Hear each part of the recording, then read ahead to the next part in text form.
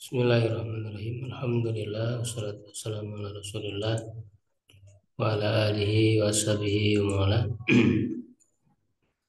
Alhamdulillah wa sekalian, dengan izin Allah di sore hari ini kita bisa kembali dipertemukan ya dalam kajian kitab. Insyaallah di kesempatan kali ini kita akan mengkaji ya atau melanjutkan kajian kitab Ushul Dakwah yang ditulis oleh Syekh Dr. Abdul Karim Zaidan ya rahimahullah taala. Sebelumnya pernah dibahas sedikit ya, kita melanjutkan. Tapi kita mengulang dulu ya sedikit bahwa kitab ini cukup penting ya untuk dikaji ya, khususnya bagi kita ya sebagai aktivis dakwah ya, para dai, sebagai bekal. Ya, makanya di sini dinamakan dengan usul dakwah. Bahkan ini bisa dikatakan sebagai suatu ilmu tersendiri ya. Jadi ilmu usul dakwah ya, pokok-pokok dakwah. Dan kitab ini juga sudah banyak digunakan ya di berbagai tempat, di berbagai kajian, di berbagai universitas ya, perguruan tinggi Islam. Jadi cukup banyak ya yang menggunakan kitab ini dan ini cukup terkenal ya karena memang juga ditulis oleh seorang ulama di abad modern ini ya, cukup terkenal beliau, seorang ahli fikih gitu ya, dan banyak ya, cukup banyak karya-karya beliau ya dalam bidang fikih ya, diantaranya misalnya ada Ahkamul Mar'ah ya, hukum perempuan, dan Wal Baitil Muslim ya, dan rumah seorang muslim ya. Banyak ya kitab-kitab fikih ya, diantaranya karya beliau ya. Itu juga berkaitan dengan fikih kontemporer ya. Kitab usul fikih beliau juga banyak digunakan ya, Al-Wajiz fi usul fikih dan sebagainya. Ya, nah insya Allah ini menjadi berkahan juga ya bagi penulisnya, meninggalkan ilmu yang bermanfaat ya, dan kita insya Allah mudah-mudahan bisa meraih ilmu ya dari apa yang sudah beliau tuliskan. Nah, jadi usul dakwah, pokok-pokok dakwah itu di mukadimah ya itu sudah dibahas, ada empat ya, ada empat yang menjadi pokok dakwah. Ya, empat itu yaitu pertama terkait dengan maudhu ya, terkait dengan konten ya, konten dakwah ya. Jadi apa yang akan kita dakwahkan ya. Lalu kemudian yang kedua dai ya, orang yang akan mendakwahkannya. Ya, yang ketiga mad'unya yang didakwahi. Ya, yang ketiga mad'u ya yang didakwahinya. Dan yang keempat wasail ya. Wasilah ataupun metodenya ya, metode di dalam berdakwah itu. Ya, jadi ada empat pokok ya atau usul dakwah yang perlu kita ketahui ya dalam dakwah itu, dan beliau itu mendahulukan pembahasan tentang maudhu ya, konten. Jadi apa yang akan kita dakwakan. Ya, nah makanya konten yang akan dakwakan itu ya tentang ajaran Islam itu sendiri ya, sehingga beliau di dalam kitabnya ini mengemukakan bagaimana untuk mengenal Islam ya secara dasar ya, sehingga ini berisi pemahaman-pemahaman yang dasar ya terhadap Islam yang perlu diketahui ya, yang bisa kita dakwahkan kepada orang ya, baik itu yang belum Muslim ya, non Muslim ya, ataupun kepada orang Islam itu sendiri ya, karena banyak orang-orang Islam ya tapi tidak mengenal Islam ya, jauh dari Islam. Ya, jadi ketika kita mengajak itu ya tentu kita ajarkan tentang hal-hal yang mendasar dulu. Ya, hal-hal yang mendasar agar kuat ya pemahaman ataupun fondasi pemahaman mereka ya, gitu. Nah, maka di sini beliau memulai dari definisi terlebih dahulu ya, apa itu Islam ya, definisi Islam. Ya, yang itu pasal pertama ya, itu tentang definisi Islam. Ya, kemudian pasal yang kedua ya rukun-rukunnya yang dibahas ya, bagaimana memahami rukun-rukun Islam gitu ya. Karena jika kita menghadapi mad'u ya ataupun objek dakwah pada hari ini ya, eh, jangankan untuk berbicara hal-hal yang mendetail, yang terjadi perbedaan pendapat ya, misalnya hilafiyah gitu. Jadi hal-hal yang mendasar ya, hal-hal yang disepakati saja ya, kebanyakan mereka itu tidak tahu. Ya, karena memang orang sekarang banyak yang lahir dari pendidikan yang sekuler ya. Jadi agama itu kan dijauhkan ya dari sekolah, dari pendidikan. Ya, jadi mereka banyaknya mempelajari ilmu-ilmu dunia yang terlepas dari ilmu agama.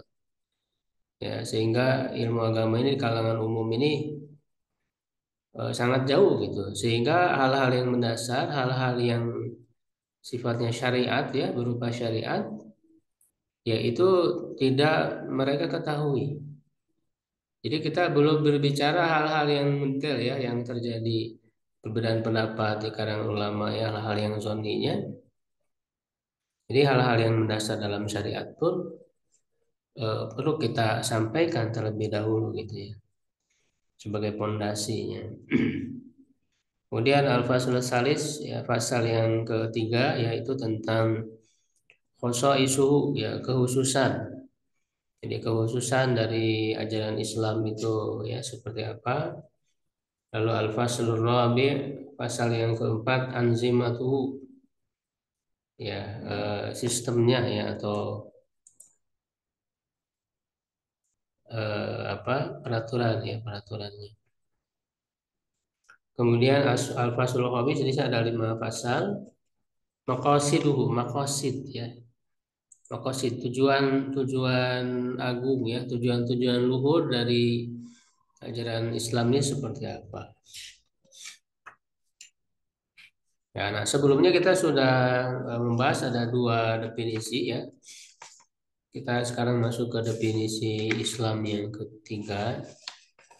Ini beliau menuangkan beragam definisi ya, agar nanti para dai itu ketika menjelaskan apa itu Islam, dia bisa memilih ya dengan definisi yang mana disesuaikan dengan mad'unya ya, dengan objek dakwahnya.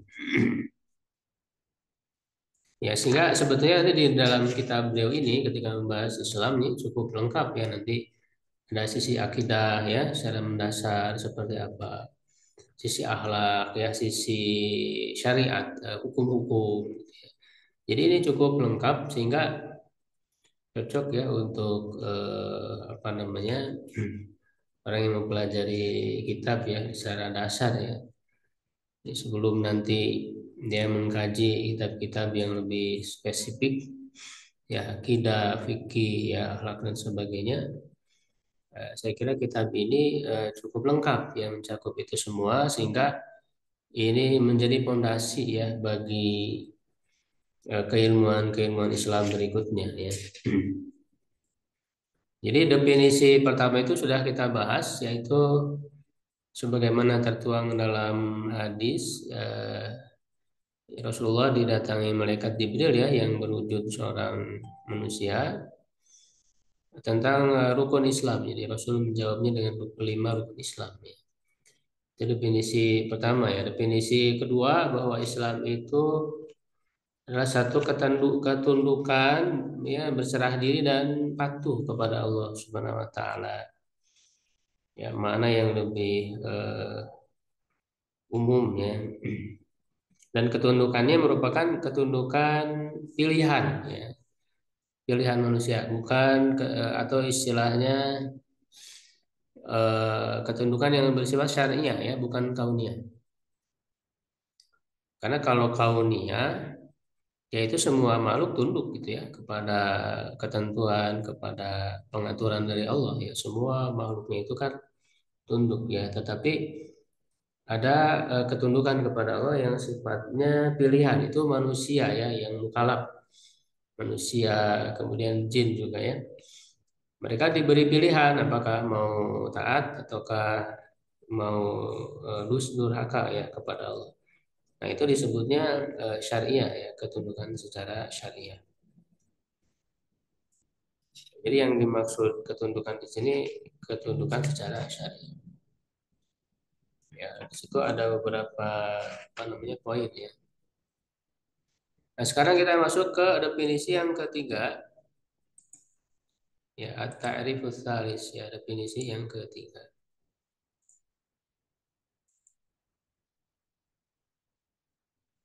Di halaman di PDF-nya halaman 10 ya. Nomor 7 poin ke-7.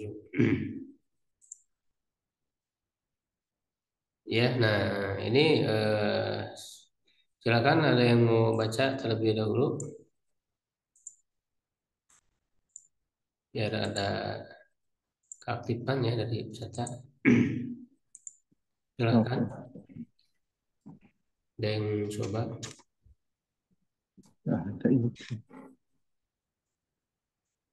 Ya Ustaz. Iya, silakan. Nah, silakan. Bismillahirrahmanirrahim. At-ta'riful salisu al-islamu huwa nidamu nidamul amu wal qanunu samilu li umuri hayati ahiju suluki lil insanil lati ja'a biha Muhammadun sallallahu alaihi wasallam mir rabbihi wa amrihi Halo, bahas lagi. bitabligh gula ya gimana gitu Ustaz. Udah ini tuh kedengaran Ustaz Suaranya hilang ya. hilang tapi ini sininya udah dibuka sama saya. Suara saya kedengaran, Pak? Teras bagus. Oh iya, iya. Silakan lagi baru kedengaran. Ulang lagi ya. Dari wa apa tadi wa mana hiji suluki? Oh, wa mana hizus suluki lil insanil lati za'a biha Muhammadun sallallahu alaihi wasallam mir rabbihi wa amrihi bitablighiha ilan Itu nas wawunya atau kemana, Pak? wa wa amrihi ini uh, wawnya wa amrihi Lisanilati ja'a biha Muhammadun sallallahu alaihi wasallam min rabbih. dalam mir rabbihi wa ya wanya ke itu Ustaz Dia kemana? Muhammadun ke siapa Ini lebih ini kan cocoknya dia perintah fiil apa ya? oh ya Ya alati fi'il ja'a berarti biha Muhammad sallallahu alaihi wasallam min rabbih wa amarahu. wa amaroh Iya, ini fiil. Atau keja'a ya ja'a biha Muhammad. ya kerja wa am Wa amarahu bitablighiha. wa amor wa amaruhu bitablighiha ilan nasi wa ma tahu tabu ala itba'iha Ittibaiha. ittiba'iha oh di itu ya di tasdid Ustaz ya Hmm. ittiba'iha au mukhalafatah Mukhalafatiha. tah mukhalafatihha min sawabin min sawabin au iqabin. Qala ta'ala wa may yambagi ghairal islami dinan fala yuqbala minhu wa huwa fil akhirati fil akhirati minal khasirin. Fadzina huna fadinu yatadammanul fadinu huna fa fadinu, oh ini fadinuna ya, bukan paladina ya Ustaz ya. bukan Fad fadinu fad fadinu fadi huna fadinuna fadiyuna Ustaz. fadinu huna Fadi, fad, kalau di sini tulisannya ini Ustaz. Fad yang mana? Fala yuqbala wa fadinu huwa huna fi minal khasina. Fal fa fa alif lam di iya iya dina betul fadinu din agama faddina faddina huna faddina huna yatadammanul ma'ani ma'ani lati dakartaha wa la yastalzimu apa dakartaha la wa yastalzimu betul Jakarta Ustaz. ya berarti ke saya ya itu berarti alati Dakar. Oh, pada dakartuha Hmm. dakartuha wa yastalzimu ghairaha. Hmm. Betul. Wahia bimajmu'iha ta'anil Islam alladhi ja'a bihi Muhammadan Muhammadun fa'il sallallahu dari ja'a. Muhammadun ini Muhammadun sallallahu alaihi wasallam mir rabbihil alamin. Ya ada. Yang lain barangkali kalau masih ada yang coba baca. Ta'rifur rabi paragraf berikutnya.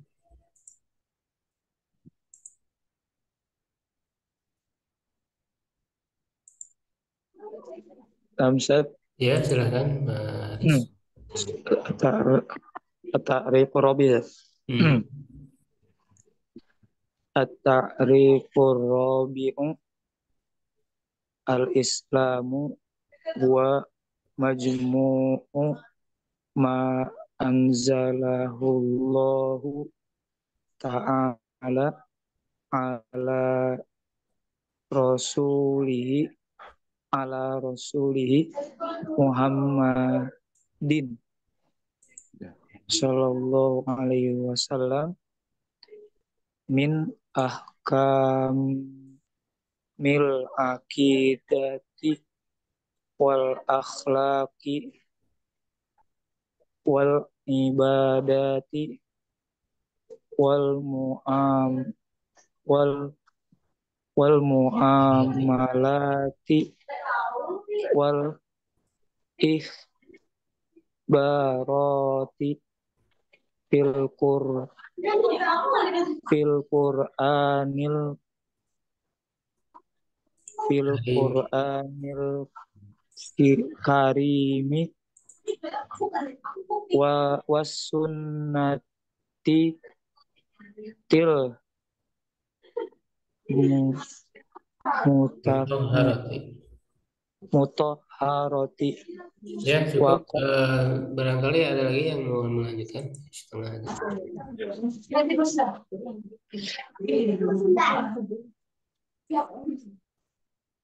Ada yang lain yang melanjutkan?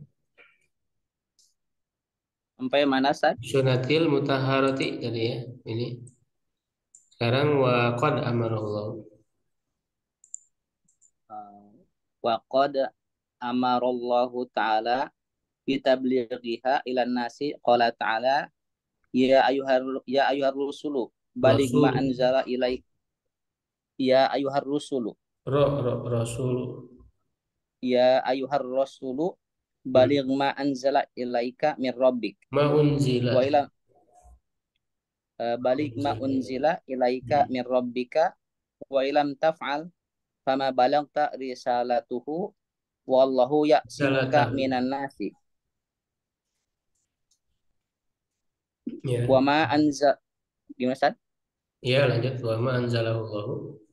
Wa ma anzalahu wa ma anzalahu Allahu alaihi wal Qur'anu wa sunnati wa fihima Wasunnatu. jami'il wa sunnatu wa fihima jami'il ahkami Jami'u ya. allati Jami'u dibaca marfu karena mubtada wa ya. fihima wa fihima jami'ul ahkami allati dzakarnaha wahya dinullahi wahwal islam wahwal islamu. Ya, ya, Islamu ya, cukup. Oke, dari pembacaan tadi barangkali ada yang ditanyakan, ya, belum ngerti cara bacanya.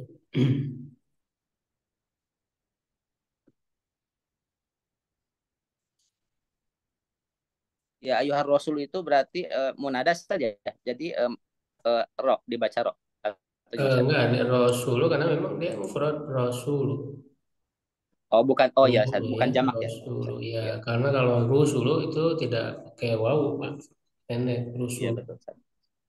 Ya kan ada wawunya Rasul. Iya, betul. Ya, kemudian juga dibaca doma marfu ya karena dia badal dari ayu. Badal dari ayu ya. Nah, ayunya ini dia munada ya. Jadi yang menjadi munadanya ayunya ya di isim. Tapi dia marfu secara lafaz, mansub secara kedudukan ya.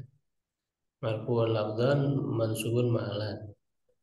Rasul badal dari ayu. Ini sudah dibahas dalam pembahasan munada ya. Ada berapa? 4 ya hukum munada itu. Ya, itu ketika ada alif lam ya jadi dipisah dengan ayu. Ya, maka ayu ini adalah sila apa namanya? Eh, Sila nida fihi al ya. Penyambung bagi nida ya panggilan yang ada alif lam. Munada yang menggunakan alif lam. Karena nggak bisa langsung ya Rasul, nggak bisa. Harus dipisah dengan ayuha ya ayuha Rasul. Ya, baik kita bahas ya. At-ta'rif salis definisi yang ketiga al-Islam huwa nizam al-amu ya wal qanun syamilu li umuril hayat. Umuril hayati. Islam adalah sistem yang umum.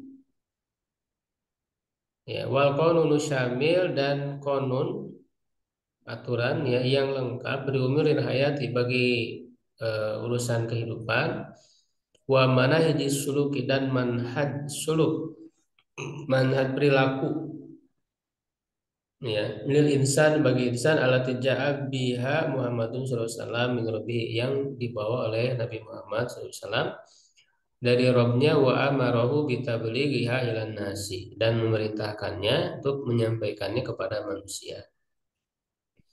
Wa ma yatarattabu 'ala tibaiha au mukhalafatiha dan apa yang mengiringinya, menyertainya ya atas mengikutinya ataukah menentangnya dari pahala ya min sawabin aw iqabin atau dosa.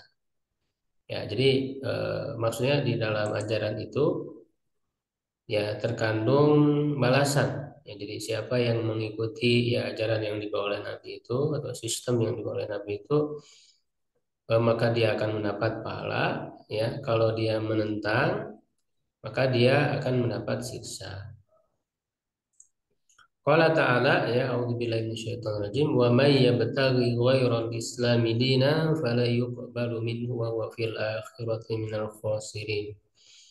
Siapa yang mencari agama selain Islam atau selain Islam sebagai agama, maka tidak akan diterima darinya dan dia di akhirat termasuk orang-orang yang rugi.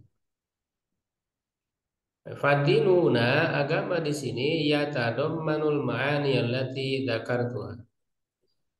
Ya, mengandung makna-makna yang aku telah sebutkan, wa yastalzimu ghairoha, dan juga eh, berkonsekuensi ya mencakup yang lainnya juga. Wahia bimajmu'iha, dan dia secara keseluruhannya takni al-Islam, yaitu al-Islam ala dijabi Muhammad salam min rabbil alamin. Ya, adalah yang Islam yang dibawa oleh Nabi Muhammad SAW dari Rabb semesta alam. Ya, jadi di sini eh, dalam definisi ini lebih umum ya sifatnya, bahwa Islam itu berisi suatu sistem ya, sistem yang umum dan lengkap mencakup seluruh urusan kehidupan ya, dan juga manhaj perilaku ya. Jadi baik itu mencakup yang telah aku sebutkan ya, kata penulis, itu dari hal-hal seperti apa tadi yang disebutkan itu, tentang masalah apa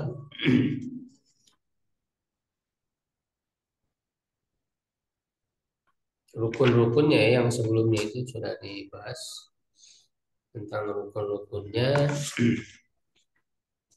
ya, ketundukan ya, mana-mana itu, tapi tidak hanya itu, tapi semua ya, semua hal ya tentang urusan kehidupan ya, ini di No, hafizin.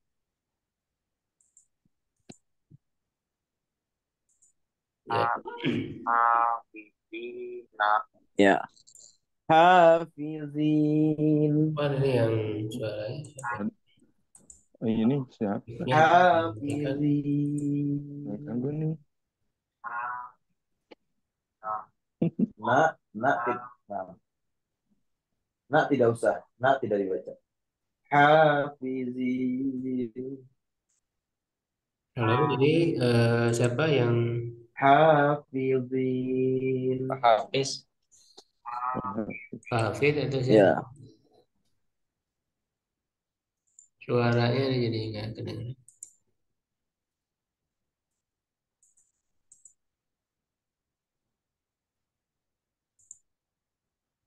Ya.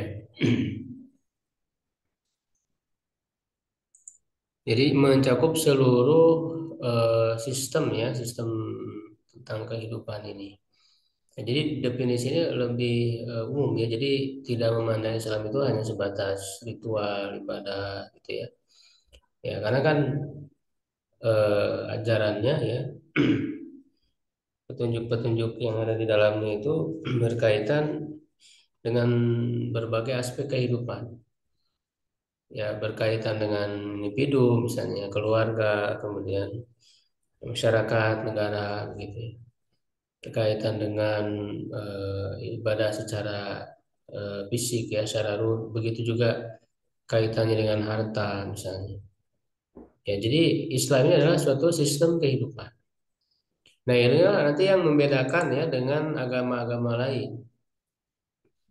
Kalau agama-agama lain itu ya mereka tidak lengkap ya ajarannya, itu hanya misalnya berisi ritual saja ya, berisi ritual.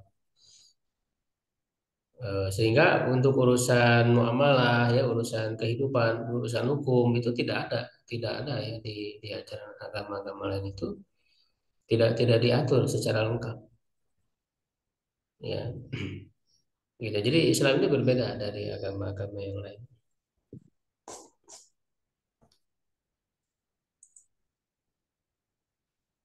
Ya, nah kemudian at-ta'rifur rabi yang definisi yang keempat, ini masih mirip ya sebenarnya. Al-Islam huwa majmu' ma anzalallahu ta'ala ala Rasulih Muhammad SAW. Islam adalah kumpulan ya apa yang Allah turunkan kepada Rasulnya Muhammad SAW, min akamil akidati, dari hukum akidah, wal akhlaki wal ibadati, akhlak ibadah, wal muamalati wal ikhbarati fil Qur'anil karimi ya, dan berita-berita ya, ibadah termasuk kisah-kisah gitu ya. Wa sunnatil mutahharati dan sunnah yang disucikan ya waqad amarahullahu bitablighiha ilan nasi dan sungguh Allah telah memerintahkan Nabi untuk menyampaikannya kepada manusia. Qala ta'ala Allah Ta'ala berfirman ya ayyuhar rasul balligh ma unzila ilaika min rabbika. Wahai Rasul, ya sampaikanlah apa yang diturunkan kepadamu dari Rabbmu. Wa ilam taf'al fama ballagta risalatahu. Dan jika kalian tidak mengerjakan, ya maka engkau tidak menyampaikan risalahnya. Ya, fama ballagta. Ma di sini nafi ya, berarti tidak.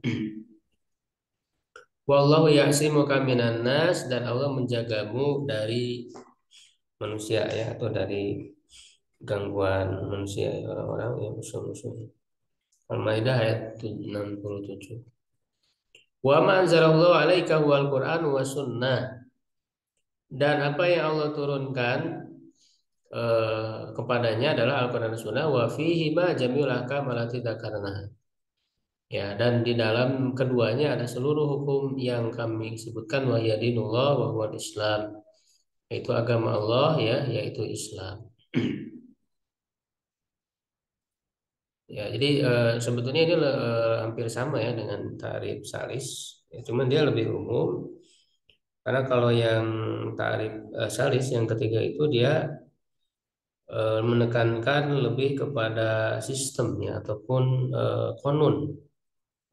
Ya, undang-undang ya, konun itu kan biasanya undang-undang. Ya, sehingga kalau bagi orang-orang hukum misalnya ya maka Islam ini ya berisi hukum gitu ya, hukum-hukum di dalamnya termasuk hukum-hukum pidana semua sudah ada, sudah lengkap ya di dalam Islam itu. Ya, sehingga tidak perlu lagi kemudian mencari-cari atau membuat-buat ya hukum. Ya, tinggal diterapkan saja ya, tinggal masalah teknisnya nah itu nanti bisa dipikirkan bagaimana teknis. Tapi hukum-hukum yang dasar ya yang besarnya yaitu sudah ada ya sudah jelas hukum pidana bagaimana misalnya hukuman bagi pencuri ya bagi pembunuh dan sebagainya ya itu sudah ada di situ ya sudah ada di dalam Islam. Ya, nah itu definisi yang keempat ya. Jadi ini lebih umum, jadi seluruh apa yang ada di dalam Al-Quran dan Sunnah, ya itu semuanya adalah Islam. Kemudian At-Ta'riful Khamis, definisi yang kelima, Al-Islamu huwal ajwibatu sahihatu al-haqqatu. Islam adalah jawaban-jawaban yang benar, yang sahih yang benar. Haqqatu itu hak ya sama dia artinya yang benar. Li salah satu as'ilatin syaghalat uqul al-bashari. Bagi tiga pertanyaan yang menyibukkan. Syaghalatnya artinya menyibukkan. Ukula sehingga ukulanya dia menjadi maf'ul bih ya. Yang menyibukkan akal-akal manusia fil qadimi wal hadithi. Baik di zaman dulu maupun di zaman sekarang. Eh, apa? Wa taridu ya. Wa taridu ini waroda yaridu ini muncul. Ya, dan muncul ala fikri kulli insanin. Ya, pada pikiran semua manusia kullama khala binafsihi. Setiap dia menyendiri ya dengan dirinya. Jadi ketika merenung gitu ya, ketika merenung ya orang itu akan memikirkan tiga perkara ini. Ya wasaroha khawatirohu dan melepaskan apa namanya khawatirnya apa yang terbersit di pikirannya ya khawatir itu suatu yang terbersit di pikiran fi umuril hayati tentang perkara-perkara kehidupan au syai'a mayitan, ya, atau dia memasukkan mayit, ya. Jadi maksudnya ketika menguburkan, ya, ketika menguburkan mayit, dia akan merenung, berpikir, ya, bahwa manusia ini kan ada yang hidup kemudian mati, gitu, ya. Au syahada kuburon, atau menyaksikan kuburan. Hadil as'ilatu hiya, pertanyaan-pertanyaan ini adalah, ini ada 3 pertanyaan, ya, 3 pertanyaan mendasar, ya, bagi setiap manusia, yaitu min aina ji'na, dari mana kita datang, walimada ji'na, ya, kenapa kita datang, wa ilal aina masiru, dan kemana kita kembali, ya, di kemana tempat kembali. Ya, ini kan pertanyaan dasar, ya, bagi setiap orang yang hidup di dunia ini. Ya, saya ini berasal dari mana, ya, eh, asal muasalnya, di apa namanya, tiba-tiba ada, gitu, ya, dilahirkan, diciptakan. Ya, kemudian kenapa saya harus datang ke sini, ya, hidup di dunia ini, lahir ke dunia ini, kenapa? Apa tujuannya? Tugasnya apa? Gitu, perannya apa? Lalu setelah itu kita kembali kemana? Ketika orang meninggal nanti, apa yang, atau kemana mereka yang akan mereka tuju, ya, kembalinya kemana? Ya, nah, ini 3 pertanyaan mendasar ini harus dijawab secara jelas, secara tuntas. Ya, nah, ternyata jawaban itu semuanya dibahas tuntas di dalam Islam. Ya, kalau ajaran-ajaran lain, ya, itu, ya, hampir tidak dibahas tuntas ataupun tidak memuaskan. Dalam Islam ini jawaban bagi pertanyaan ini sangat memuaskan. Ya, atau kalau simpulkan, 3 pertanyaan ini disebut juga dengan kisahul hayat, ya, di kisah kehidupan, ya, kisahul hayat. Di agama lain juga, ya, ada, ya, yang menjelaskan seperti itu. Tapi kalau kita bisa membandingkan antara jawaban yang kita temukan dalam Islam, ya, dengan yang lainnya, ya, tentu kita bisa menilai, ya, bagaimana Islam ini memberikan jawaban yang lengkap, yang memuaskan. Wal buat sahihatu li hadhil as'ila allati ahbaru biha Rasulullah Muhammad sallallahu alaihi wasallam. Jawaban-jawaban yang benar, ya, bagi pertanyaan-pertanyaan ini yang diberitahukan oleh Rasulullah SAW, Muhammad SAW, takunu bi majmu'iha, ya, ada secara keseluruhannya, secara globalnya, wa tafsilatihal Islam, ya, dan rincian-rinciannya, ya, adalah Islam. Islam ini berarti khobarnya, ya, ya. Jadi mubtadanya itu di awal tuh, wal ajwi batus, ya. Ini mubtadanya yang dari hasil latihan baru adalah, kemudian al-Islam adalah Islam. Jadi jawaban dari 3 pertanyaan mendasar itulah Islam, gitu. Ya, fa'ali su'alil awwali, tentang pertanyaan pertama, yaqulullah ta'ala, Allah ta'ala berfirman. Ini diantaranya saja, karena memang banyak sekali, ya, yang menjelaskan tentang asal muasalnya manusia. Ya, ya ayuhan nasu in kuntum fi raibin minal ba'tsi fa inna khalaqnakum min turab. Ya, manusia, jika kalian ragu dari kebangkitan, sesungguhnya kami menciptakan kalian. Nah, ini asal muasal manusia, ya, dari tanah. Itu manusia pertama, ya, Nabi Adam. Tsumma min nutfatin, kemudian dari nutfah, ya, dari apa? Dari air mani, ya. Suma min alaqatin, kemudian dari segumpal darah, suma min mudghatin, kemudian dari segumpal daging, mukhallaqatin wa ghair mukhallaqatin, yang diciptakan dan yang tidak diciptakan. Dan nubayyina lakum wa nuqirru fil arham, ya, dan kami tetapkan di dalam rahim ma nasya'u ila ajalin musamma, sesuai yang kami kehendaki sampai batas waktu tertentu, tsumma nukhrijukum tiflan, kemudian kami keluarkan sebagai anak Summa litablughu asyuddakum, kemudian kalian sampai di usia dewasa kalian. Ya, wa minkum man yutawaffa, di antara kalian ada yang diwafatkan, wa mimman yuraddu ila adzalil umri, ila adzalil umuri. Di antara kalian ada yang dikembalikan kepada umur yang sangat tua. Kaila ya'lama min ba'di ilmin syai'a, agar atau hingga ya menjadi ia tidak mengetahui setelah mengetahui, ya, tidak mengetahui sedikit pun, maksudnya pikun ya. Dalam ayat lain, walaqad khalaqna insan min sulalatin min tin, ya dari eh, saripati tanah, ya, tsumma ja'alnahu nutfatan fi qararin makin, tsumma khalaqna nutfah wa 'alaqah, ya, dan seterusnya. Ini sama ya urutannya.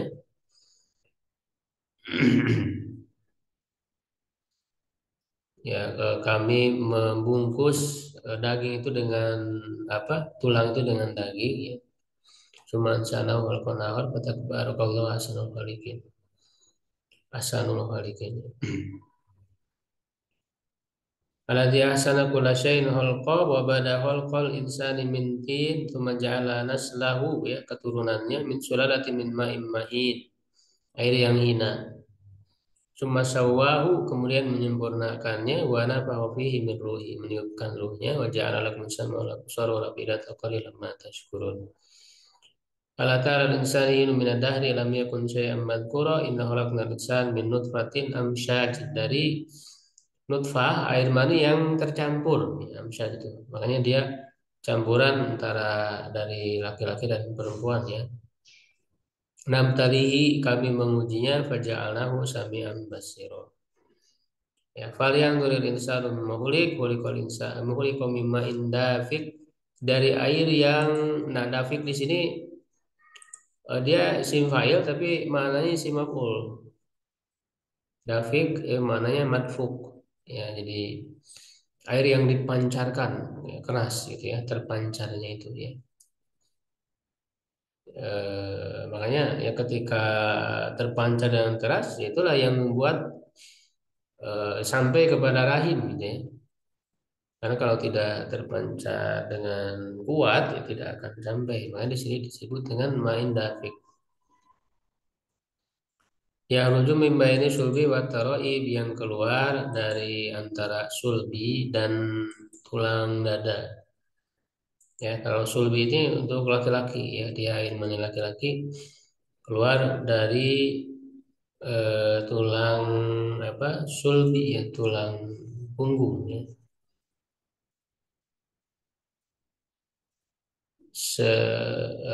Sedangkan perempuan tuh keluar dari tulang dada, taroib ya. Ya, jadi kalau kita baca Al-Quran ini diantaranya saja ya, sangat banyak penjelasan yang sangat memuaskan bagi manusia itu tentang asal usul ya, bagaimana dia diciptakan. Ya, baik penciptaan apa namanya pertama itu Nabi Adam ataupun setelahnya. Ya, itu semuanya dijelaskan, bahkan ketika kita meneliti ya, atau melalui penelitian modern, ya, itu akan banyak kesesuaian. Ini diantara mukjizat Al-Quran, ya, bisa dibuktikan melalui sains, ya. Sesuai itu, bahkan tahapan bagaimana pembentukannya, ya, itu semuanya sesuai, ya. Nah, inilah yang menjadi mukjizat, ya. Makanya ketika orang kemudian mempelajari ya fakta-fakta sains itu, lalu kemudian mengkaji ayat-ayat Quran, hadis, dia akan menemukan kebenaran. Memang sudah janji Allah Subhanahu wa taala bahwa Allah akan memperlihatkan sanurihim ayatihi fil afaqi wa fi anfusihim hatta yatabayyana annahul haq. Ya, akan kami perlihatkan kepada mereka, orang-orang kafir yang tidak percaya, ya, ayat-ayat tanda kekuasaannya, baik itu di ufuk, di alam ini, ya, dan pada diri mereka sendiri. Nah, ini kan tentang penciptaan manusia ini pada diri manusia itu sendiri. Sampai jelas bahwa Al-Quran itu adalah benar. Ya. Nah, ini juga bagian dari dakwah ya, ketika kita memberikan dakwah itu ya menjawab pertanyaan-pertanyaan mendasar ya dari mereka ya, dari setiap manusia itu, sehingga mereka mendapatkan jawaban yang memuaskan di dalam Islam ini. Fadil ayatul karimatu amsal wa fil Qur'anil karim, ayat-ayat yang mulia ini dan yang semisalnya di dalam Al-Qur'an Karim, tabayyana anna insana lam yakun syai'an. Jelaslah bahwa manusia ya belum menjadi sesuatu karena makluman, dia tidak ada makhluknya. Fakhalaqahullahu, maka Allah menciptakannya min turabin, dari tanah, summa ja'ala naslahu min ma'in mahinin. Kemudian menjadikan keturunannya dari air yang hina. Ya, ini disebut air yang hina ya eh, karena kita sendiri saja malu kan melihatnya ini, ataupun jijik gitu melihatnya itu, sehingga dia berasal dari air yang hina, sehingga terus menjadi renungan ya bahwa kita berasal dari air yang hina yang tidak apa namanya sehingga menjadikan kita tidak sombong gitu ya. Ala nahwil madkuri, sesuai dengan yang disebutkan fi hadil ayati, dalam ayat-ayat ini, fa min jihati khalqil insanil awwali, dari sisi penciptaan manusia pertama yaitu Adam, bahwa Adam alaihissalam, karena khalquhu ya penciptaannya itu mintinin, dari tanah liat, au turabin atau tanah, wa min jihati khalqin naslihi, dari sisi menciptaan keturunannya, wa dzurriyyatihi, ya ini bersama asal dan keturunannya, karena khalquhu penciptaannya itu min nutfatin nutfatin mim mani yumna, ya dari nutfah ya air mani ya, yang dipancarkan. Air minal ma'id dafiq, ya yang dipancarkan, alladhi yahruju min baini sulbi wat taraibi, yang keluar di antara sulbi dan tulang dada tadi. Nah, itu untuk menjawab pertanyaan pertama. Ya, jadi memang kepada orang-orang yang tadi ya, orang yang belum eh, paham ataupun kuat ya keyakinan mereka terhadap Islam, nah ini perlu dijelaskan ya untuk menjawab pertanyaan atau keresahan ya. Setiap manusia itu punya keresahan dalam hal ini, ya maka Islam datang memberi kepuasan. Kemudian yang kedua, pertanyaan kedua, soal isani ya yaqulullah ta'ala bil Qur'anil Karim, Allah Ta'ala berfirman dalam Al-Qur'an Karim, wa ma khalaqtul jinna wal insa illa liya'buduni. Tidaklah aku menciptakan jin dan manusia kecuali agar mereka beribadah kepadaku. Ya, yang buduni ini ada domir anaknya ya, mutakalim, ya-nya tapi dibuang, ya, asalnya yang buduni, dibuang ya-nya, ya lalu nunnya tetap kasroh, ya buduni. Wal ibadatu, dan ibadah, tatadammanu ma'rifatallahi, mencakup ya mengenal Allah, wa mahabbatahu, mencintainya, wal khudu'alahu, tunduk kepadanya, wattiba'a manahijihi, ya mengikuti manhajnya, alati wadu'aha lil insani, yang ia letakkan, yang ia tetapkan untuk manusia, litakmiri nafsihi, untuk menyempurnakan dirinya, waraf'iha ilal mustawal laiki, ya dan mengangkatnya, nyahnya kembali ke nafs ya, karena nafs itu mu'anas, ya nafs itu kan mu'anas ya, jadi dan mengangkat dirinya, jiwa tersebut, ke level ya mustawa, level yang tinggi, apa atau yang layak itu, level yang layak biha, dengannya, ya wal musta'iddah lahu, ya dan siap atau layak biha, bihanya ke nafs tadi ya. apple yang layak dengan jiwa tersebut, wal musta'idati, dan siap, jiwanya itu siap, lahu, baginya. Ya, baginya kembali kemana? Ya, bagi manusia itu ya, yang siap ya baginya, ya bagi manusia itu untuk tadi mengenal Allah, mencintainya, tunduk ya, mengikuti manhajnya. Lihat faro, ya dzafiro yadfaru, ya lihat faro bisa adatil hakikiyati, agar ia menang sukses dengan kebahagiaan yang hakiki, huna di sini di dunia, wahunaka dan di sana di dunia wal akhirah. Jadi ulang lagi ini untuk mempertegas. Fal insanu khuliqa li ibadatillah bimakna al wasi'i. Manusia diciptakan untuk beribadah kepada Allah dengan maknanya yang luas, kama sanad huruf bima ba'du. Sebagaimana yang akan kita sebutkan setelahnya. Fima ba'du, ba'du di situ domah ya. Karena mudhof ilaihnya dihilangkan, asalnya bima ba'da hadza, pada apa yang setelah ini ya, ininya dihilangkan, mudhof ilaihnya lalu jadi domah ba'du, jadi mabni ya, mabni dengan domah ya. Jadi untuk menjawab pertanyaan kedua, kenapa kita hadir di sini di dunia ini, nah, tujuannya adalah untuk ibadah, tiada lain, untuk beribadah kepada Allah Subhanahu wa taala. Ya, nah maka datangnya Islam saya untuk menjelaskan bagaimana ibadah kepada Allah itu. Tata caranya seperti apa. Ya, dia sangat luas sekali maknanya ya, tidak hanya ritual tadi itu, bahkan semua aktivitas manusia di atas bumi ini bisa menjadi atau bernilai ibadah. Ya, bernilai ibadah. Makanya tadi ya aturan-aturan Islam itu sangat lengkap. Ya, makanya di antara definisi yang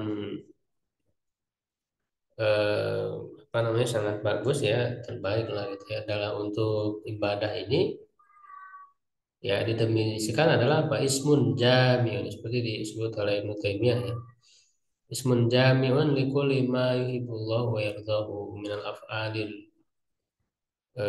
apa zahirati wal batinati ya. Jadi adalah nama ya atau kata yang lengkap mencakup setiap apa yang dicintai oleh Allah dan diridhoinya. Ya, baik itu berupa amalan yang zahir ataupun yang batin.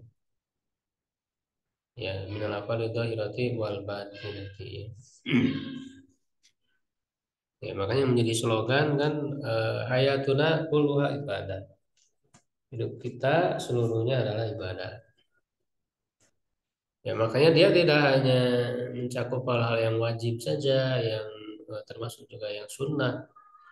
Ya, bahkan meninggalkan yang makruh, yang haram, termasuk melakukan hal yang mubah. Kalau kita punya atau kita niatkan sebagai ibadah, itu menjadi ibadah. Misalnya tidur, makan, ya kita niatkan ibadah ya untuk mengharap keridhaan Allah, ya agar dengan nikmat yang Allah berikan itu menjadikan kita kuat untuk melaksanakan kewajiban-kewajiban kita, tugas-tugas kita. Ya, apalagi yang jelas-jelas diperintah ya, misalnya mencari nafkah itu walaupun dia sifatnya duniawi ya. Ya, tapi kalau kita niatkan ya sebagai bentuk ibadah, itu menjadi ibadah. Ya, bahkan bernilai pahala ya. Itu lalu kita jalankan sesuai dengan syariatnya ya, bagaimana syariat mengatur, atau juga ada adab-adabnya ya, misalnya ya makan kan ada adab-adab, tidur ada adabnya. Itu kita lakukan ya dengan adab-adab, itu menjadi bernilai ibadah, bernilai pahala. Ya, jadi semua aspek kehidupan kita bisa bernilai ibadah. Nah, ini perlu dijelaskan ya. Jadi Islam itu tidak hanya berkaitan dengan ritual saja, gitu ya, ritual saja. Gitu ya. Makanya karena semuanya adalah ibadah, ya, sehingga orang itu jelas ya orientasinya ya dalam setiap perbuatan yang dia lakukan. Dia lakukan karena Allah, mencari keridhaan Allah ya. Begitu sehingga dia akan melakukannya dengan semaksimal mungkin ya dengan senang hati, ridho ya walaupun eh, dia melakukannya dengan penuh kelelahan misalnya capek dan sebagainya. Tapi kalau dia niat untuk ibadah itu jadi ada kepuasan dan akan terasa ringan. Ya bekerja gitu ya, eh, cari nafkah termasuk ibu-ibu ya di rumah misalnya mengurus rumah, mengurus anak, ya mengurus rumah tangga itu kalau dia orientasinya adalah untuk ibadah, mencari keridhaan Allah, ya walaupun lelah, capek ya atau banyak kecewanya, misalnya banyak dikecewakan, kalau dia niatnya karena Allah, ya itu insya Allah dia akan tidak akan menyesal dengan yang dia lakukan, atau bahkan dia akan bisa bersabar ya melewatinya, tidak akan mengeluh gitu ya, tidak akan mengumpat dan sebagainya. Ya, nah sehingga ini menjadi manhaj ya, menjadi pola hidup orang Muslim ya di dalam menjalani kehidupannya. Jadi semuanya adalah ibadah ya kita orientasikan, kita fokuskan sebagai bentuk pengabdian kita kepada Allah. Ya, makanya jangan terlalu berharap kepada dunianya, kepada manusianya. Gitu ya. Kita ikhlas. Pokoknya orang yang ikhlas itu akan ringan ya di dalam menjalani semua aktivitasnya itu.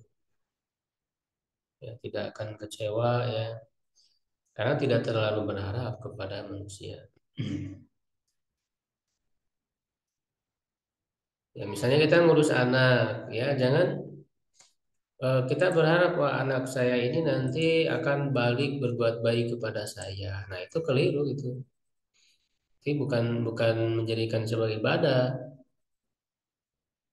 ya kan? Jadi ngurus anak supaya nanti anak saya ini nantinya ngurus saya gitu. Tapi kan pada akhirnya sulit gitu anak-anak itu untuk mengurus orang tua. Jadi jangan berharap ke makhluk. Kalau berharap ke makhluk, kita akan kecewa. Ya, makanya kan ada istilah orang tua itu mampu mengurus 10 anak gitu ya. Tapi 10 anak belum tentu mampu mengurus satu orang tua. Ya, atau dua orang tua itu kan. Ya, jadi itu kalau menjadikan semua ya aktivitas kita sebagai ibadah itu akan ringan, tidak akan kecewa.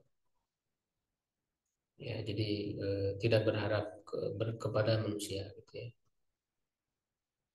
Nah, maka ini jelas ya akan membuat muslim itu jadi tenang ya, tentram dalam menjalani kehidupan. Ya, kalau diingatkan kepada tugas ya utama manusia ini di dunia. Nah, itu pertanyaan kedua. Lalu pertanyaan yang ketiga, yang menjawab pertanyaan ketiga.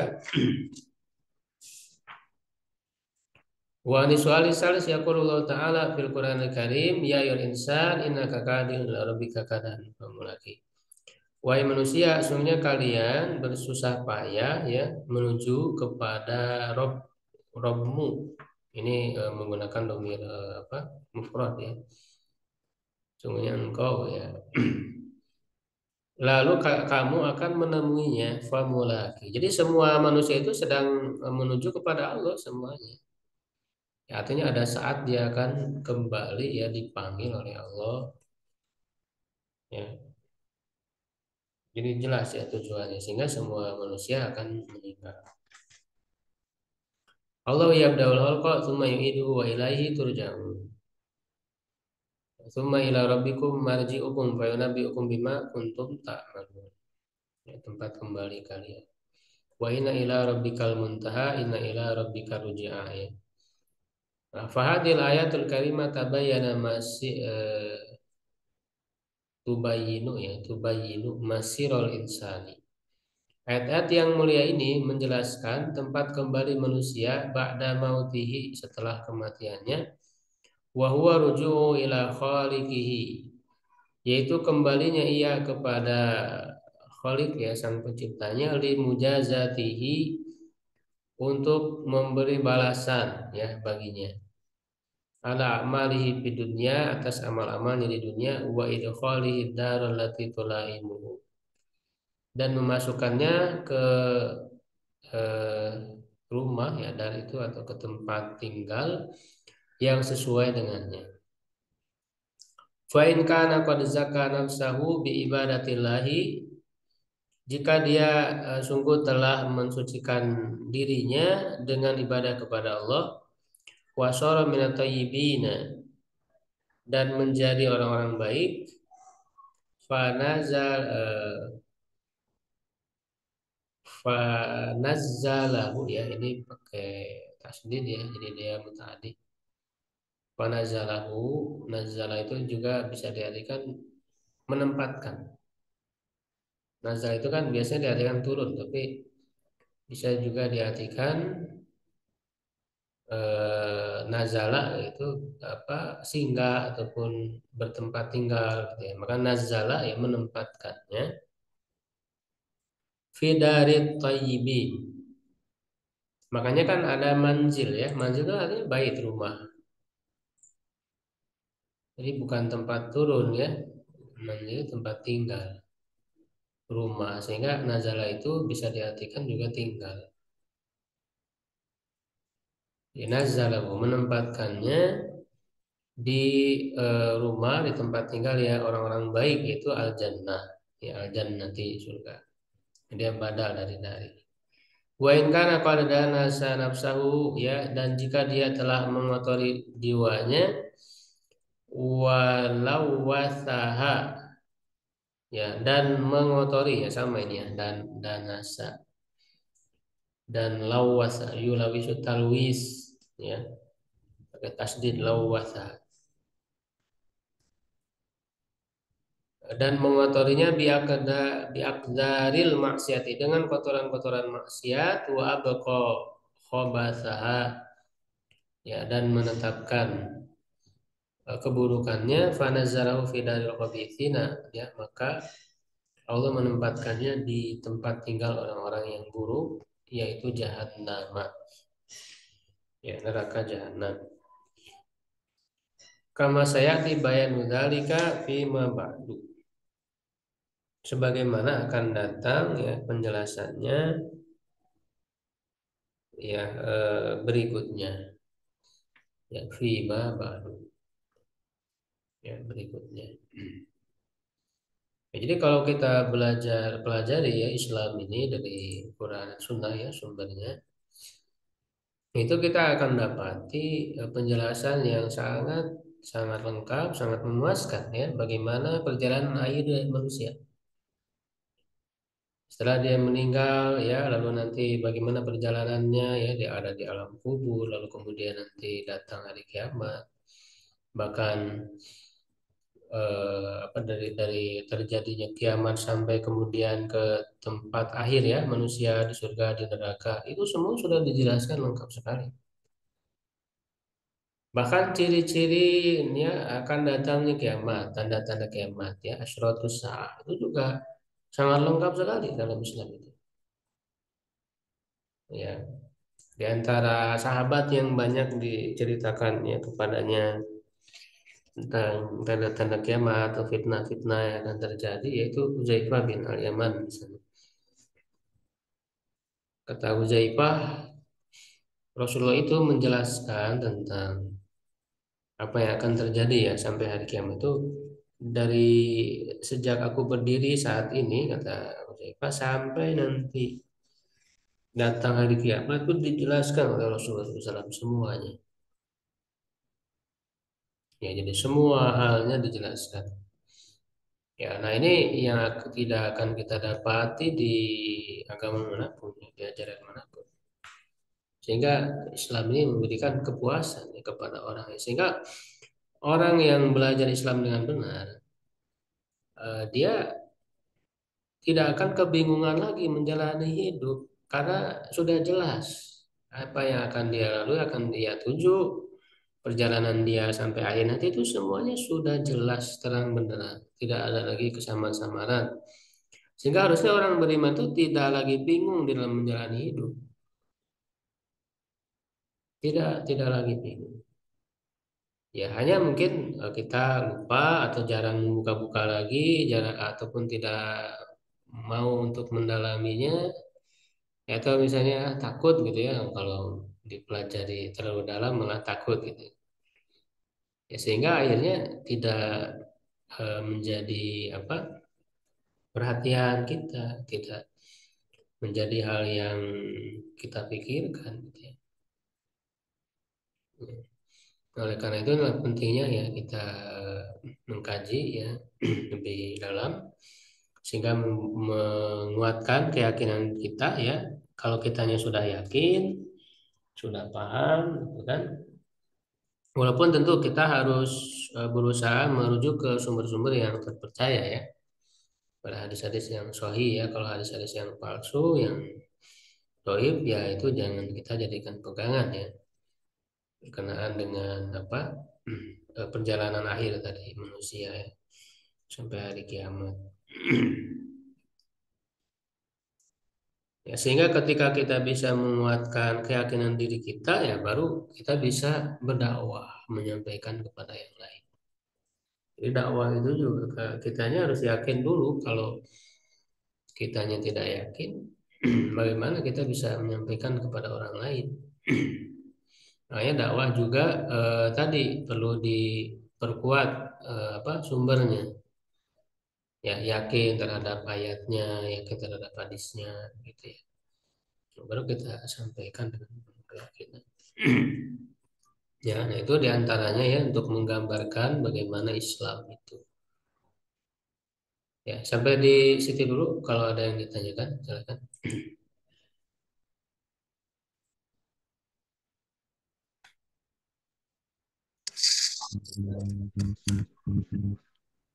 Ustaz, izin bertanya, Ustaz. Ya, silakan.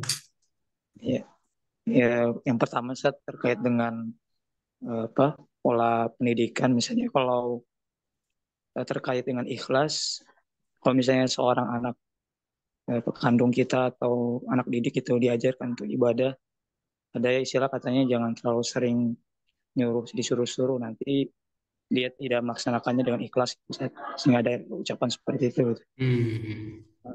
Kemudian yang kedua terkait dengan mubalik yang menerima materi, katanya itu akan mengurangi keikhlasan atau nilai ta'alanya itu.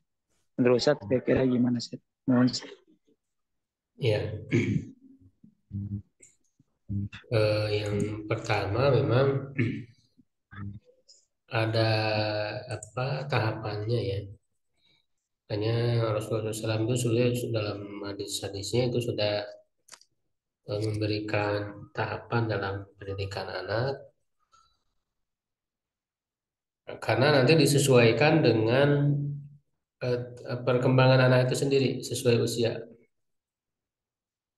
Ada usia anak ada usia menyusui ya, menyusui itu dari 0 sampai 2 tahun ya. Ya diberikan hak-haknya secara gizi ya, kebutuhan gizinya ya, secara fisiknya. Ya, nah nanti ada usia anak itu ketika usia masa anak-anak awal ya itu apa atufula al-mubakkirah ya. Usia anak-anak awal ya dari sekitar apa 2 tahun itu ya setelah masa menyusui. Nah itu anak itu pada usia itu dia ada kecenderungan untuk meniru ya. Ada kecenderungan masa ketika dia banyak meniru, nah, sehingga nanti peran pendidikannya disesuaikan dengan perkembangan. Oh, anak usia ini dia lebih dominannya meniru. Nah, berarti pendidikan di usia itu adalah dengan keteladanan ya dan mentalkinkan. Ya, makanya apalagi ketika udah mulai bisa bicara ya. Si anak itu ditalkinkan kalimat-kalimat thayyibah ya, diajarkan. Subhanallah, ya alhamdulillah, ya kalimat tauhid, la ilaha illallah, gitu ya, Muhammad Rasulullah. Termasuk juga membiasakan doa-doa. Dan sifatnya praktek, bukan cuma hafalan, di praktek. Ketika mau tidur ya doa, tidur. Ketika masuk WC gitu kan doa ya. Jadi praktek. Jadi ditalkinkan karena itu cepat mereka usia meniru, termasuk memberi keteladanan ya. Makanya di dalam hal sholat misalnya, itu belum bisa disuruh anak di usia itu ya, dia hanya melihat saja. Jadi melihat orang tuanya ya. Kalau laki-lakinya misalnya ke masjid, ya ayahnya misalnya ke masjid, dia lihat ya. Kemudian kalau ya termasuk lihat ibunya sholat ya di rumahnya, itu yang dia lihat keteladanan dari orang tua itu akan merasuk ya ke dalam dirinya itu. Ya. Jadi itu belum disuruh. Kapan mereka disuruh? Ketika masuk usia 7 tahun. Itu usia tamyiz. Makanya hadisnya jelas, muru auladakum bisolati wa hum abna'u sab'i sinin. Perintahkan anak-anak kalian untuk melaksanakan sholat ya, dan mereka berusia 7 tahun. Wadribuhum 'alaiha wa hum abna'u asyri sinin. Dan pukul kalau tidak mau melakukan sholat ya ketika usia mereka 10 tahun. Itu jelas sekali ya. Jadi panduannya jelas dalam Islam ya tentang masalah pendidikan anak. Jadi di usia 7 tahun itu justru kita disuruh untuk menyuruh. Jadi disuruh, ada suruhan. Ya, dan itu belum usia balik ya, belum usia balik. Itu namanya usia tamyiz, sudah bisa membedakan. Belum ada kewajiban sebetulnya, itu masih untuk latihan. Tapi disuruh. Kenapa? Karena itu usia itu tidak hanya tadi ya menirukan, tidak, tapi dia sudah mulai tamyiz, dia bisa membedakan mana yang baik, mana yang buruk. Ya, atau juga sudah mulai muncul pengaruh dari teman-temannya itu kan. Sehingga perlu disuruh oleh orang tua. Usia 10 tahun kalau tidak mau sholat boleh pukul, tapi pukulnya pukulan pendidikan, tidak melukai itu kan. Itu. Nah, ketika nanti apa namanya anak sudah terbiasa, ya tentu kita sebagai orang tua ya harus bijak gitu ya, harus bijak ya, dengan cara-cara yang lebih halus gitu ya. Ya tidak secara apa misalnya terang-terangan menyuruh ya ketika anak itu sudah terbiasa.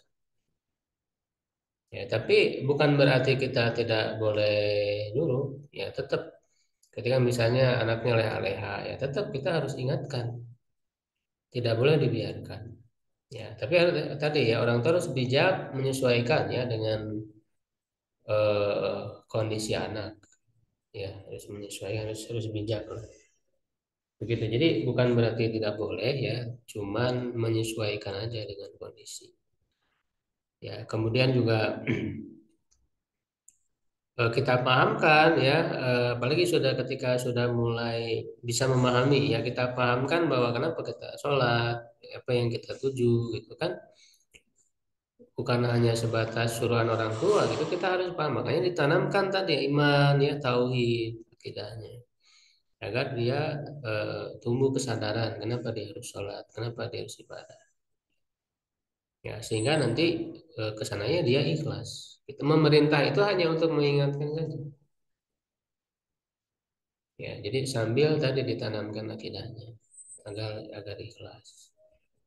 Ya, nah kemudian masalah menerima amplop ya tadi bagi mubalik ya itu adalah sah-sah saja ya, karena apa itu bentuk dari pengajaran juga ya, untuk pengajaran ya, apalagi eh, sekarang misalnya bagaimana agar dai-dai itu fokus ya, karena eh, bergelut dengan ilmu ya, mempersiapkan materi untuk disampaikan kepada umat itu kan membutuhkan waktu ya, sehingga dia banyak menghabiskan waktu di situ, sehingga otomatis akan termakan ya waktunya untuk itu, untuk bekerjanya jadi terambil gitu ya, untuk mencari nafkahnya terambil misalnya ya, membalik itu. Makanya bahkan dalam peradaban Islam itu sudah menjadi kewajiban untuk mereka diberikan kecukupan ya dalam kehidupannya. Maka tidak mengapa para mubalik itu diberi amplop ya. Cuman kalau untuk masalah ikhlas itu adanya di hati. Jadi tidak terkait dengan ada dan tidaknya amplop kalau yang namanya ikhlas. Ya, tapi adanya di hati ya, dia menjalani itu semua adalah sebagai bentuk ibadah ya, tetapi kan di sisi lain untuk hal keduniaannya dia butuh untuk memenuhi kehidupannya. Karena dai itu kan bukan robot, ya dia manusia yang butuh makan dan sebagainya. Itu manusia justru dengan diberikannya apa apalah tadi itu ya, untuk para dai untuk membalik ya, justru untuk menopang dakwah itu sendiri, untuk menopang dakwah itu sendiri. Karena kalau tidak ya mereka akan mencari untuk kehidupan, untuk menghidupi sehari-hari. Akhirnya dakwah ditinggalkan, jadi sibuk jadi berdagang, berbisnis dan sebagainya. Dakwah di terbengkalai. Ataupun misalnya dia memaksakan untuk dakwah, untuk tabligh, tapi tidak dengan matang, menyiapkan materinya asal-asalan. Kemudian kenapa? Karena misalnya dia kurang waktunya, karena habis untuk usaha, habis untuk dagang, habis untuk apa? Sehingga dakwahnya asal-asalan aja. Padahal kan tadi ketika menyampaikan ilmu yang sampai itu betul-betul dipersiapkan dengan matang, dan itu butuh waktu. Dan itu butuh waktu. Ya, jadi kita juga jangan jangan buta dengan realita kehidupan gitu ya. Jadi ikhlas tadi tidak terkait dengan ada tidaknya amplop gitu ya. Karena itu masalah hati, keikhlasan itu. Adapun masalah kebutuhan hidup keseharian ya, itu semua orang membutuhkan itu. Jadi boleh-boleh saja. Ya, bahkan itu menjadi kewajiban umat bagaimana mensejahterakan para dai-nya, para gurunya. Dan umat tuh harus melihat bahwa ilmu ini adalah suatu yang sangat penting, yang lebih penting dari harta. Ya, jangan disepelekan. Ya, sehingga dengan melihat pentingnya ilmu itu, ya dakwah itu, kita jadi apa bisa bahkan membayarnya dengan mahal dan sebagainya untuk memuliakan itu. Makanya di zaman para sahabat Rasulullah, para sahabat, orang-orang itu sangat dimuliakan, orang-orang berilmu itu. Ya, kenapa? Karena masyarakatnya telah merasakan pentingnya ilmu gitu, dibanding dengan harta. Begitu ya.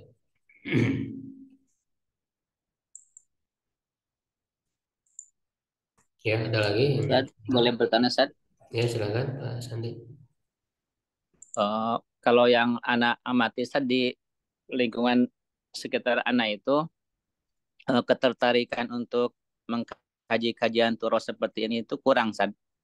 Jadi mereka lebih senang kajian-kajian yang kontemporer, kemudian yang kondisional, dan bahkan kalau para ustadz atau dai-nya pun eh, menyampaikannya juga seperti itu, Ustadz, kayak ringkasan, misalkan nggak secara sistematis.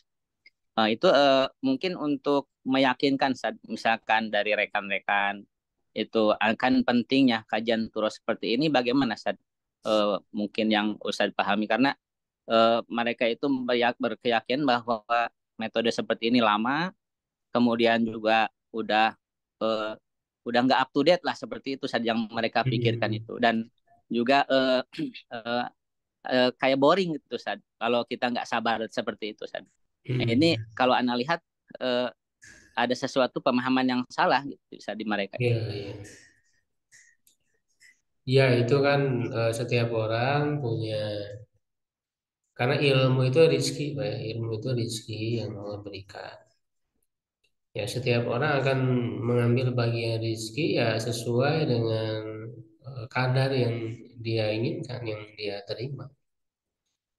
Kalau orang cuma dia mengambil rezeki ilmunya segitu gitu ya, ya hal-hal yang ringkas, hal yang kondisional saja, ya tidak mau lagi ya terlalu mendalami sumber-sumbernya, ya dalil-dalil dan sebagainya, ya berarti kan memang kadar yang dia dapatkannya segitu. Kita juga tidak bisa memaksakan gitu ya. Nah, adapun orang yang oleh Allah diberikan kelapangan hatinya, keterbukaan ya hatinya untuk ingin lebih mendalami Islam, ya jadi diluaskan dadanya. Makanya kan alam nasroh laka sodrok gitu kan. Kemudian dalam ayat itu man aradallahu an yahdiyahu yaj'al lahu yashrah sadrahu lil Islam. Siapa yang Allah ingin berikan petunjuk kepadanya hidayah, Allah akan melapangkan ya dadanya untuk Islam, untuk menerima Islam. Ya, jadi beruntung orang-orang ya, dia bersyukur kepada Allah, orang-orang yang dibuat cinta ya dirinya kepada Islam, untuk mendalami Islam ini kepada sumbernya. Ya, mendalami bagaimana Al-Quran, bagaimana hadis, bagaimana memahaminya, dan dia tentu dengan bahasa Arab. Ya, maka melalui kitab-kitab para ulama, turos, gitu ya. Ketika orang sudah senang dengan hal seperti ini, tidak cukup hanya sebatas hanya ceramah-ceramah umum mendengarkan begitu ya, tanpa lihat ya kepada sumber-sumber seperti ini. Ya, pada penjelasan-penjelasan yang lebih mendalam. Ya, ini hanya soal tadi rezeki ilmu. Nah, ketika kita sudah diberikan oleh Allah Subhanahu wa taala kesempatan seperti ini, kita bersyukur. Berarti kan ilmu yang kita dapat itu lebih. Ya, lebih. Ya, dan ini sebetulnya sebagai sebuah sebab atau faktor kemajuan umat. Tidak bisa ya umat itu akan maju nanti peradabannya hanya mengandalkan tadi ilmu-ilmu yang hanya didengar mudah percaya. Sehingga kalau orang yang seperti itu modelnya dia apalagi ukuran itu, wah ini nggak boring gitu ya, ini banyak humor dan sebagainya. Ini orang-orang seperti ini nanti akan mudah disesatkan ya para dai, karena orang-orang yang berdakwah dengan sebetulnya konten-kontennya itu sesat, menyesatkan, tapi dia punya pembawaan yang bagus misalnya. Nah, orang-orang yang mencukupkan dengan hal seperti itu, dia akan mudah disesatkan karena dia akan mudah nerima, mudah percaya. Ya, karena sudah merasa senang gitu ya dengan dakwah dengan cara seperti itu, dia akan nerima lalu ditelan bulat-bulat.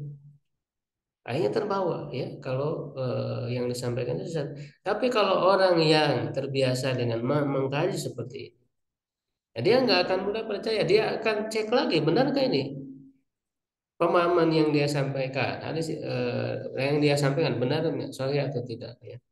Dia akan mengecek ke kitabnya, dan dia ketika mengecek ke kitabnya karena sudah terbiasa tidak akan boring atau bahkan tidak akan merasa berat gitu ya, karena kalau orang nggak biasa ini berat ngaji kitab seperti ini.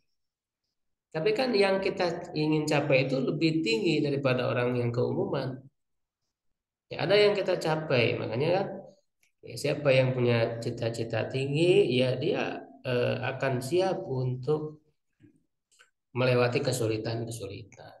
Karena ibarat orang naik gunung, dia ingin merasakan bagaimana indahnya di puncak. Ya, seberat sesulit apapun perjalanan mendaki gunung itu dia akan lalui karena dia punya tujuan tinggi. Ya, nah nanti yang akan menjadi penentu ya bagaimana majunya peradaban itu orang-orang yang senang mengkaji seperti ini karena inilah basicnya ilmu ya sesuatu yang ilmiah. Jadi dia akan menjadi orang-orang yang tidak ikut-ikutan. Ya, kalau senangnya ngaji yang kayak gitu, dia cuma ikut-ikutan doang. Ya, tapi kalau kita basic ilmu kita kuat, tidak akan mudah terpengaruh.